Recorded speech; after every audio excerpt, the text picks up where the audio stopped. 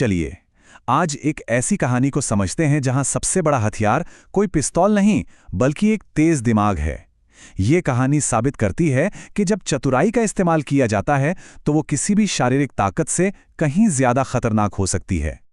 जब भी हम किसी जासूस के बारे में सोचते हैं तो अक्सर फिल्मों वाला किरदार ही दिमाग में आता है ना, एकदम रहस्यमयी और खतरनाक। लेकिन इस कहानी का हीरो ऑसिबल उस इमेज को पूरी तरह से तोड़ देता है। वो मोटा है, बिल्कुल साधारण दिखता है और उसकी जिंदगी में दूर दूर तक कोई रोमांच नजर नहीं आता। और पता है, यहीं से कहानी हमें चौंकाना शुरू करती है।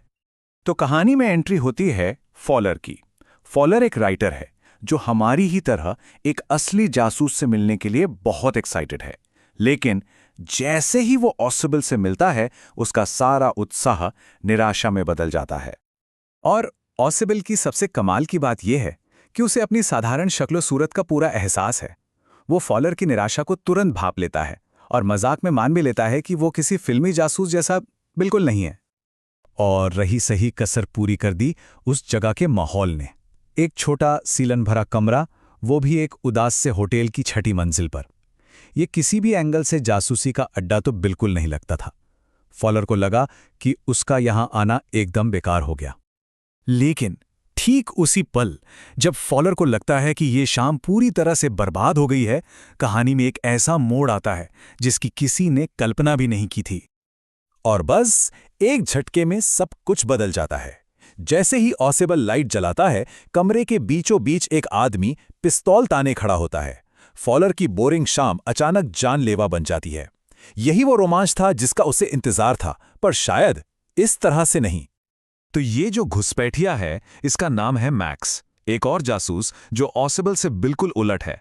वो चालाक और फुर्तीला दिखता है और उसके हाथ की पिस्टल साफ बता रही है कि वो यहां सिर्फ बातें करने नहीं आया, वो आया है एक रिपोर्ट के लिए, मिसाइलों से जुड़ी एक बहुत जरूरी रिपोर्ट, और उसे हासिल करने के लिए वो कुछ भी कर सकता है। तो अब असली सवाल यह है, एक मोटा, बिल्कुल साधारण सा दिखने वाला जासूस एक हथियारबंद दुश्मन के सामने क्या करेगा? उसके पास ना कोई बंदूक है, ना भागने का कोई रास्ता। उसके पास अगर कुछ है तो वो है सिर्फ उसका दिमाग। क्या ये काफी होगा? और यहीं से शुरू होता है ऑसिबल का असली खेल। वो घबराता बिल्कुल नहीं है, बल्कि वो बात करना शुरू कर देता है, एक ऐसी कहानी बुनता है जो उसकी स्ट्रैटेजी का पहला हिस्सा है। और यहाँ ऑसिबल कुछ ऐसा करता है जिसकी कोई उम्मीद भी नहीं कर सकता। अपनी जान बचाने की फिक्र करने के बजाय वो आराम से कुर्सी पर बैठ जाता है और होटल के मैनेजमेंट की शिकायत करने लगता है। मैक्स और फॉलर दोनों हैरान हैं, लेकिन यही ऑसिबल की शानदार योजना का पहला कदम है। और ये थी उसकी पहली चाल। वो मैक्स को नहीं बल्कि होटल को दोष दे रहा है। वो एक ऐसी बालकनी की कहानी गढ़ता है जो असल में है ही नहीं। इस शिकायत के बहाने वो मैक्स के दिमाग में भागने का एक झूठा रास्ता बना रहा है, एक ऐसा बीज बो रहा है जो थोड़े देर में उसके काम आएगा। तो ऑसिबल ने बड़ी चालाकी से एक फैंटम बालकनी बना दी है, एक ऐसा रास्ता जो सिर्फ उसकी बातों में मौजूद है। उसने मैक्स को यकीन दिला दिया है कि खिड़की के बाहर एक सेफ जगह है, जबकि असल में वहां सिर्फ छठी मंजिल से नीचे की गहरी खाई है। अभी मैक्स बालकनी की कहानी पर यकीन कर ही रहा होता है कि तभी दरवाजे पर एक दस्तक होती है।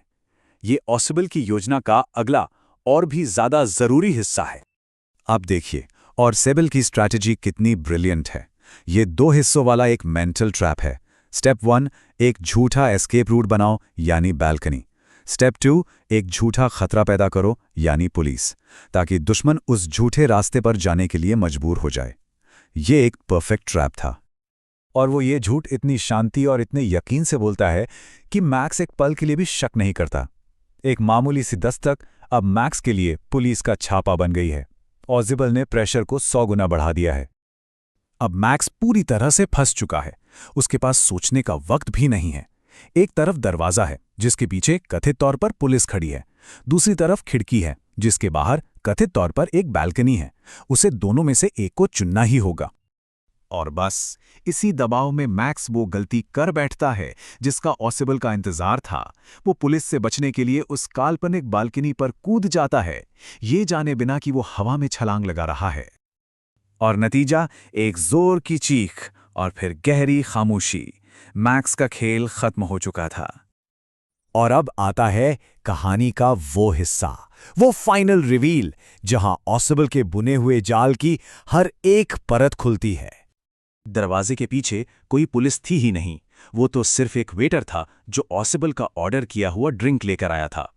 जो मैक्स के लिए एक बहुत बड़ा खतरा था, वो असल में कुछ भी नहीं था। फॉलर बिल्कुल हमारी तरह पूरी तरह से हैरान है। उसे अब भी यकीन नहीं हो रहा है कि पुलिस वाला खतरा महज एक कहानी थी। ऑसिबल बड़े आराम से, जैसे कुछ हुआ ही ना हो, पहले झूठ का पर्दाफाश करता है। वो बताता है कि दरवाजे पर तो सिर्फ हेनरी वेटर था जिसका वो इंतजार कर रहा था। और फिर आखिरी और सबसे बड़ा खुलासा जो ऑसिबल की जीत पर मोहर लगा देता है, कोई बालकनी नहीं है। तो आखिर में इस कहानी से सीखने को क्या मिलता है?